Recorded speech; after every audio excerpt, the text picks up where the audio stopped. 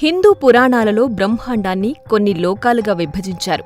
ఇవన్నీ విరాట్ పురుషుని శరీరంలోని అవయవాలుగా భావించారు. మహాభాగవతం 2వ స్కందంలో ఈ లోకాల గురించి వర్ణన ఉంది. మొత్తం 14 లోకాలని, వాటిలో ఊర్ధ్వలోకాలు అనగా భూమి నుంచి పైనున్నవి 7, అధోలోకాలు అనగా భూమి నుంచి కిందనున్నవి 7. ముందుగా ఊర్ధ్వలోకాలు చూద్దాం. అవి 7. 1 భూలోకం. ఇచ్చట స్వేదం అనగా చెమట నుంచి ఉద్భవించు పేళ్లు లేదా పేరులు, నల్లులు మొదలైనవి. ఉద్భిజాలు అనగా గుడ్డు నుంచి ఉద్భవించు పక్షులు, అలాగే జరాయుజాలు స్త్రీ పశువుల గర్భం నుంచి ఉద్భవించు మానవులు, పశువులు. నీటిలో నివసించే జలచరాలు మొదలైనవి ఉంటాయి. 2వది భువర్లోకము. భూలోకము పైన ఉంటుంది.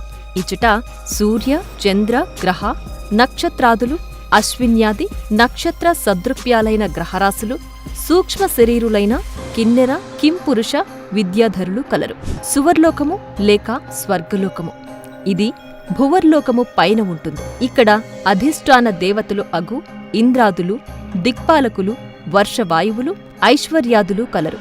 వీరితో పాటు సాధ్యులు, మహర్షులు, గంధర్వులు, అప్సరసులు కలరు. వీరు కామరూపులై భోగాలను అనుభవింతురు. వీరికి వృద్ధాప్యం, శరీర దుర్గంధాదులు ఉండవు. వీరిని క్షుత్పిసలు బాధింపవు. వీరు అయోనిజులు కావున మాతృగర్భవాసం వీరికి ఉండదు. మహర్లోకము. ఇది సువర్లోకము పైన ఉంటుంది. ఇక్కడ దేవతలు తపస్సు చేస్తుంటారు. ఎలా స్వర్గలోకంలోని దేవతలు దివ్య సుఖాలను అనుభవిస్తున్నారో అవన్నీ ఇక్కడ తపస్సు ద్వారా పరిపూర్ణంగా అనుభవిస్తుంటారు. జనోలోకము. ఇది మహర్లోకము పైన ఉంటుంది. దీనిని కొందరు సత్యలోకమని కూడా అంటారు. ఏ స్త్రీ భర్త మరణానంతరం సహగమనం చేస్తారో ఆమె పవిత్రశీల ప్రభావంతో ఆమె పతికి అన్యజన్మ ఉన్నప్పటికీ జన్మరాహిత్యం కలిగి సతీ పతులిరువురు ఈ జనలోకంలో సుఖశాంతులతో వర్ధిల్లురు. ఇక్కడ అయోనిజ దేవతలు కూడా తపమాచరిస్తుంటారు. తపోలోకము. ఇది జనోలోకము పైన ఉంటుంది. ఇది సనత్, సనక్, సనందన్ మరియు సనాతన్ అనే 4 కుమారుల నివాసం. వీళ్లు విష్ణుమూర్తి యొక్క మొదటి అవతారాలు. వీరు అమరత్వం కలిగి 5 సంవత్సరాల చిన్నపిల్లల రూపంలో ఉంటారు. వారు బ్రహ్మలోకానికి, మిగతా లోకాలకు సులభంగా వెళ్లివస్తారు. ఇక్కడ అయోనిజ దేవతలు కూడా నివసిస్తారు. పంచభూతాలు, పంచేంద్రియాలు వీరి అధీనంలో ఉంటాయి. కైలాసం, వైకుంఠం, మణిద్వీపం, స్కందలోకం ఇచ్చటనే కలవు. ఈ లోకం సర్వదా సుగంధ ద్రవ్యాలతో, సువాసనలతో, శాంతియుతంగా, సాంద్రానందంతో కూడి ఉంటుంది. భూలోకంలో ఎవరెవరు ఏ ఏ దేవతామూర్తులను ఉపాసిస్తారో ఆయా మూర్తుల రూపాలతో ఇక్కడ తపం ఆచరిస్తున్నారు. ఈ రీతిగా వారు కల్పాంత కాలం అక్కడనే ఉండి కర్మానుసారం భూలోకంలో తిరిగి జన్మించి మరలా పవిత్ర తపాలు ఆచరించి ఎప్పుడు మహాప్రళయంలో సర్వం లయమగునో అప్పుడు వీరు కూడా జన్మరాహిత్యం పొందుదురు. సత్యలోకం. ఇది తపోలోకము పైన ఉంటుంది. ఇక్కడ సృష్టికర్త అయిన హిరణ్య గర్భుడు బ్రహ్మ అను ఒక అధికారిక పురుషుడు ఆ పదవిని అనేకానేక కల్పాలనంతరం ఒక్కొక్కరు పొంది తమ ఆయువు తీరినంతనే బ్రహ్మంలో లయమవుతారు. ప్రస్తుత బ్రహ్మకు మొదటి అర్ధభాగం తీరినది. భావి బ్రహ్మ శ్రీ ఆంజనేయ స్వామి. ఈ లోకంలో కూడా అనేక ఉపాసనలు చేసినవారు, వేదాంత విచారకులు, భూలోకంలో ఆత్మజ్ఞానం పొందినవారు, అసంఖ్యాకులగు మహర్షులు వేదాంత విచారణలు కావిస్తుంటారు.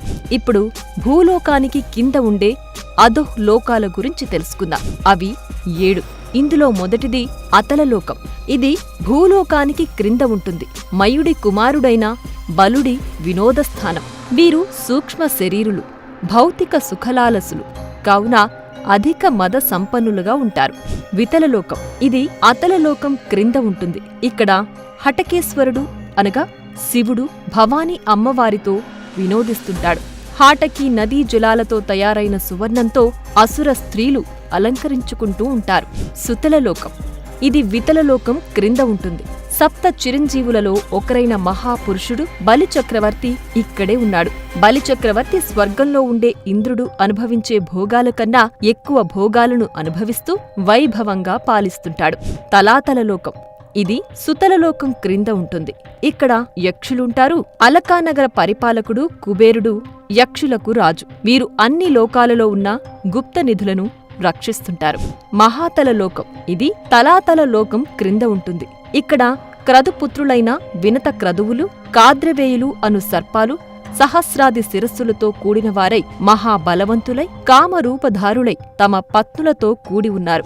రసాతల లోకం ఇది మహాతలలోకం క్రింద ఉంటుంది. ఈ లోకంలో పరమేశ్వరునితో సంహరించబడిన దానవేంద్రులైన త్రిపురాసురులు, మాయ విద్యలో నేర్పురులైన అసురులు, రాక్షసులు నివసిస్తారు. ఇక్కడ మయుడు రాక్షసులుండే పట్టణాలను నిర్మిస్తుంటాడు.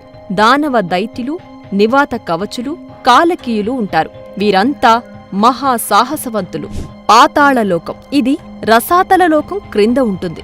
ఇక్కడ నాగలోకాధిపతి అయిన వాసుకి మొదలు శంఖుడు, కులికుడు, ధనుంజయుడు లాంటి మహానాగులన్నీ గొప్ప గొప్ప మణులతో ప్రకాశిస్తుంటాయి. ఆ పాతాళం అడుగునే ఆదిశేషుడుండేది. 30,000 యోజనాల కైవారంలో చుట్టుకుని ఉంటాడు.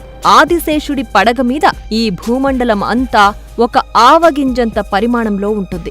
ప్రళయకాలంలో ఆ ఆదిశేషుడే ఏకాదశ రుద్రులను సృష్టించి సృష్టి అంతా లయమయ్యేలాగా చేస్తుంటాడు. ఈ 7 అధోలోకాలు ఒక్కొక్కటి 10,000 యోజనాల వెడల్పు, అంతే లోతు కలిగి ఉంటాయి. వీటిని బిలస్వర్గాలు అని కూడా అంటారు.